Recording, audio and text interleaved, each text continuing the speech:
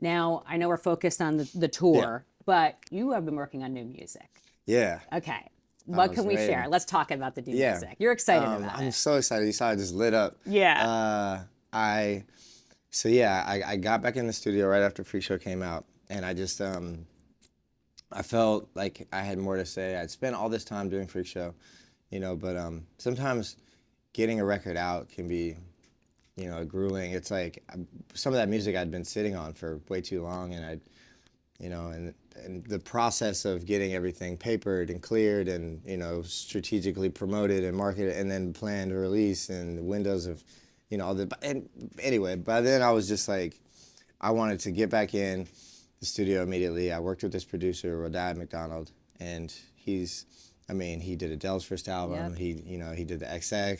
Sick. You know what I mean? And like, it's a hero in my eyes, like literally. And I did the whole record with him, and I hadn't realized I'd never really worked, at length with a producer with credits like that, who's an old school guy who like comes in. We did it all in one studio. And has worked on so many different genres and types of music. You know what I mean? He's Yes. like as well versed in picking out which guitar amp and which guitar to use for a part as he is about telling me, like, gee, like I think this bar right here, in the second verse could be tighter, or like reperform this chorus with a different tone, or like these drums like need to hit harder.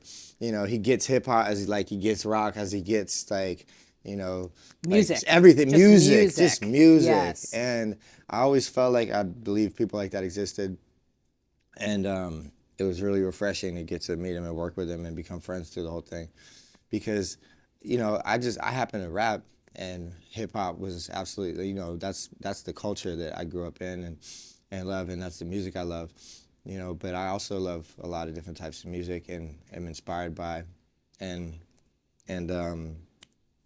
getting to kind of like, try different things, all while still being a rap album and staying true to hip hop, but incorporating and infusing different things. But it was really inspiring. It was really electric. It was, we did it all pretty much within probably like 7 weeks in the studio. Wow. And he was like, gee, this is how records like used to happen. You wouldn't necessarily spend a year and work with a million different people. You just go in and you just figure what it is out that you want to do, and you do it. Yeah.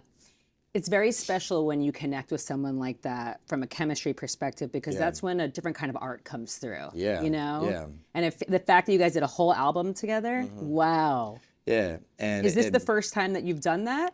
Kind of, yeah. I mean, I've done it with like, essentially, like with friends and producers, and but somebody, and this is not no slight at all, but somebody who's been established for this long, and it's like, but yeah, basically the record is like, I think really amazing. That's amazing. Yeah, it's about the highs and lows of love.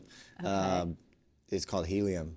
Oh my God. And it's like it's conceptually cohesive without trying to be so like thematically driven. It's just still a great record, but it's like how love can lift you up. Like, you think helium, you think bright balloons, you think birthday, you think celebration, you think, but if you let go, if it flies too high, what I mean, it'll pop. But if you hang on to it, too long, eventually, sometimes it could shrivel up and it's not as, it could sink down. And it's like the ups and downs, the highs and lows of that, and how intoxicating and exciting it can be, but also, there's wow. Yeah.